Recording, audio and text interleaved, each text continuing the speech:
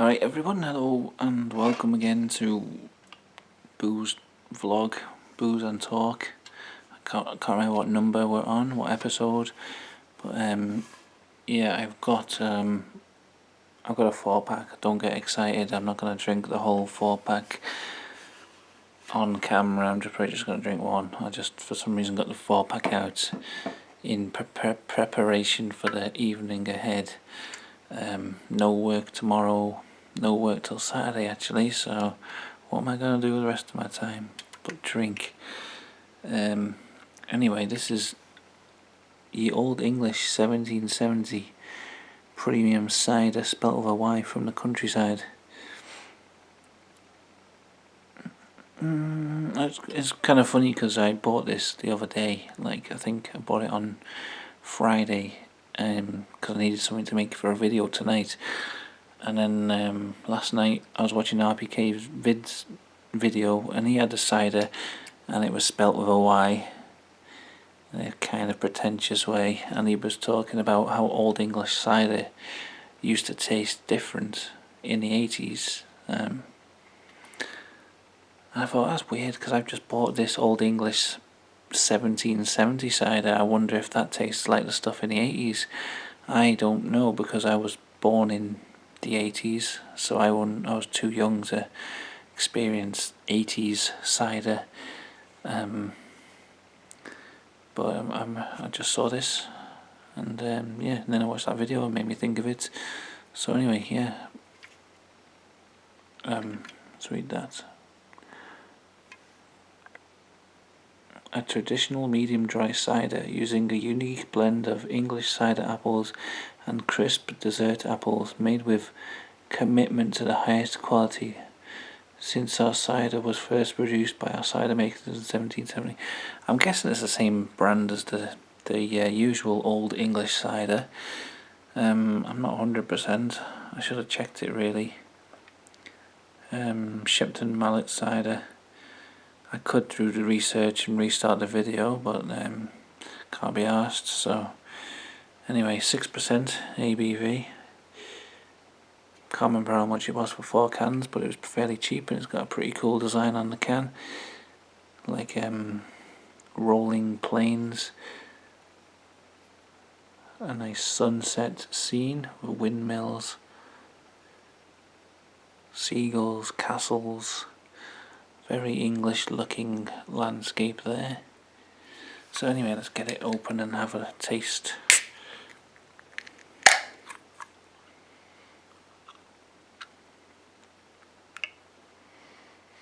Yeah, I don't drink Old English cider much, so I'm not really that familiar with the taste and how this will differ from it. I've had it sometimes. I think I usually get the then they do a pear cider. I sometimes get. I can't really remember, but I don't remember it being particularly amazing tasting. Just not a bad tasting cider. It's just always seemed to me just like a middle of the road sort of strongbow sort of cider, just an average cider. So I don't know, see how this tastes.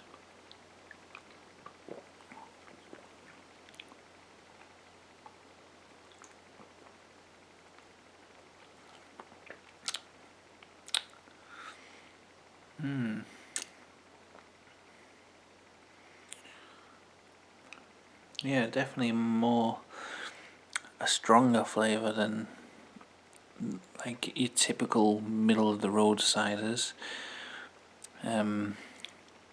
Definitely more of a slightly more scrumpy taste to it. Just a kind of more like a strong. It's not as smooth as modern ciders. It's kind of a. I think I always describe it as kind of oaky tasting or something. I don't know.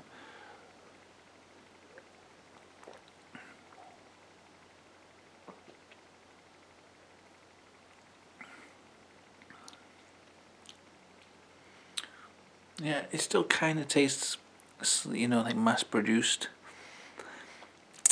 but it doesn't taste like one of these like small batch scrumpy ciders or anything like that.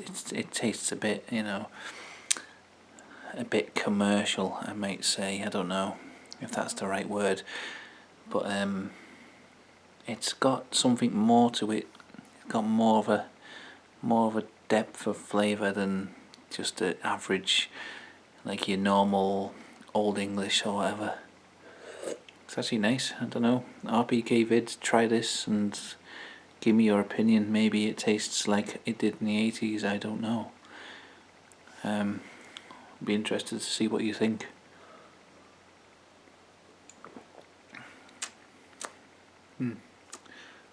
Nice.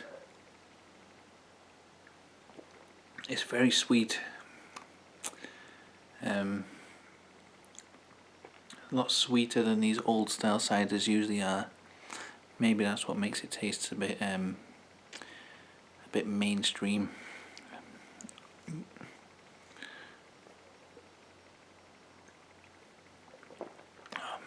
Or maybe it's an old style cider with a modern twist. I don't know. I think it's nice. Yeah, it's strong flavoured, but it's really drinkable as well. You could have a few of these. Yeah, I like this. It doesn't taste like it's 6% either, which is fairly strong for a cider. Not White Lightning or whatever. It's not White Ace strength, but it's not too bad. I think I would have liked being old enough to drink in the 80s, early 90s. I think that was like a real golden age for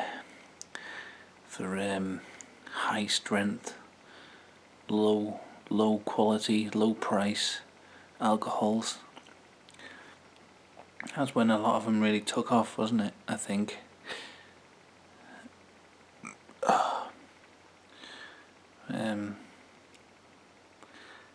Recently there's been a lot of change in like the tax laws on different strength alcohols, and I think back in the day ciders it could be like any strength, like you used to get like 10% ciders and things, but then they changed how the tax works on it or something, or the duty or whatever it is, and then that's why all the strong ciders became 7.5%, because that was like the strongest you could make it without the price going too high or something like that. I'm not sure the exact law, but I know a lot of ciders used to be stronger before that. It's a shame, I think.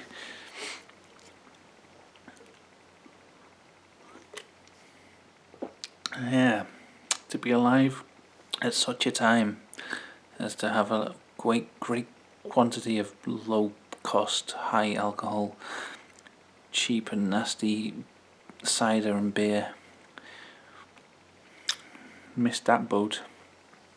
And people back then, they probably didn't know. They probably took it for granted. Didn't know that it would be all taken away from them.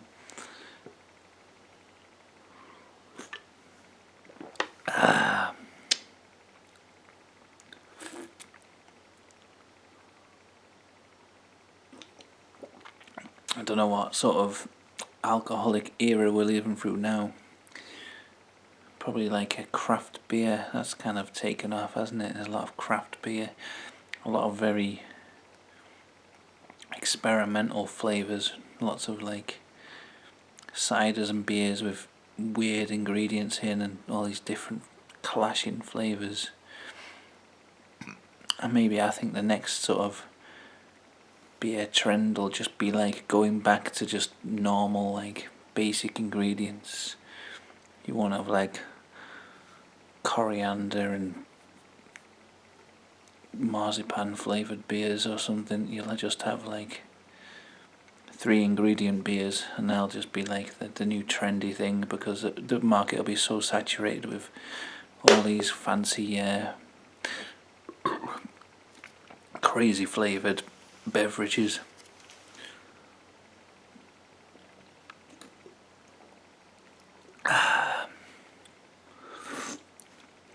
Or in other news, this is what I read today has been on quite a few newspapers. Quite exciting. I have to kind of keep it down because there's people in the house.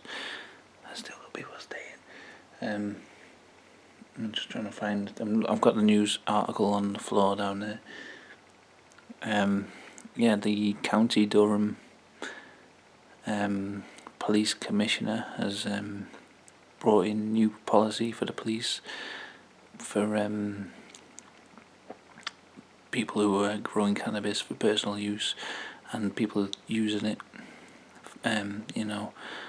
Lower level users will not be prosecuted anymore unless they're doing it really blatantly, or someone makes a complaint about them personally. They won't be going after people like with like a few plants or people standing there smoking a joint. Like, this to me is like amazing, just a step forward for decriminalisation. I think this is major news, and I don't know, needs more attention. I think there's been in quite a few papers on there's like a Telegraph article and a Daily Mail article about it, and I mean they're still going after people who produce it on a massive scale, and like, dealers and things. But if people can grow it themselves, then they won't need to go to these like dodgy I don't know, they have these like dodgy farms, don't they, run by some like really shady people, and it's always a sense I always get when buying it. You don't know where it's come from. Is it like these these places where they got like immigrant children naked and working away day and night in these farms? I don't know if that really happens or if it's just a myth, but I'd rather my money didn't go to people like that, and no, I don't know what I'm saying. But yeah, I think that is amazing news. Ron Hogg, the County Durham Police Commissioner, you have my respect. Quite brave, really, because in the UK there's still quite a lot of anti-drug or anti-decriminalisation media messages being put out, especially like Daily Mail, still trying to tell us that it kills brain cells and gives you schizophrenia and stuff. So it's probably quite unpopular politically, even though I imagine the majority of the public would support such a thing. It's still for some reason unpopular in the opinion of like the newspapers and things. So for the police commissioner to just say, right, we're just going to stop prosecuting people who aren't really doing anything wrong anyway. Quite brave of him, I think. But it's people like that who bring about change, really. Yeah.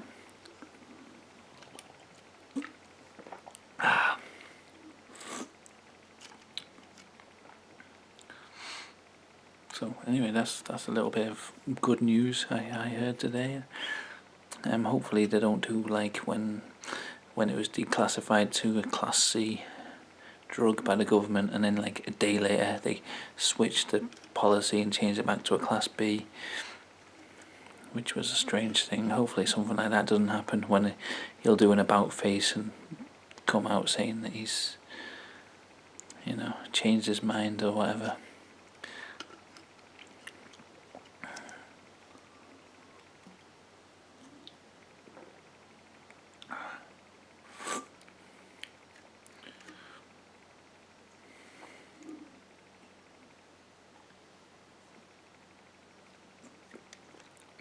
Yeah, I think it's good.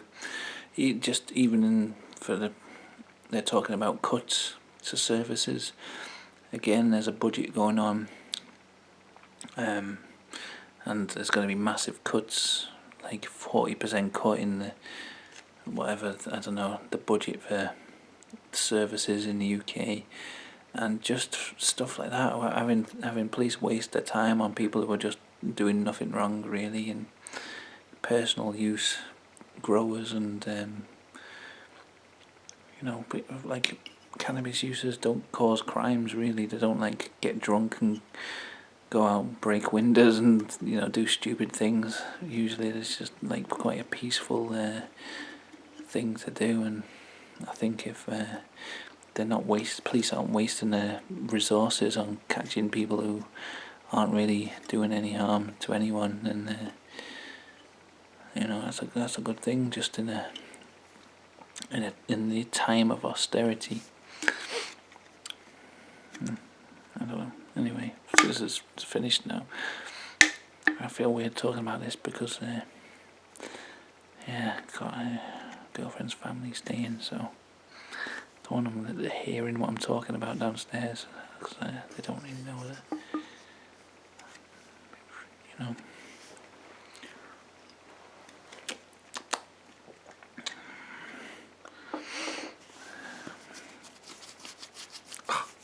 Also, I've become constantly itchy recently. I don't know why. Massive scar on my belly, which is just itching all the time. It's a nice image for you to be left with at the end of this video. Just me itching all over. Okay. Thanks for watching, everyone. See you later.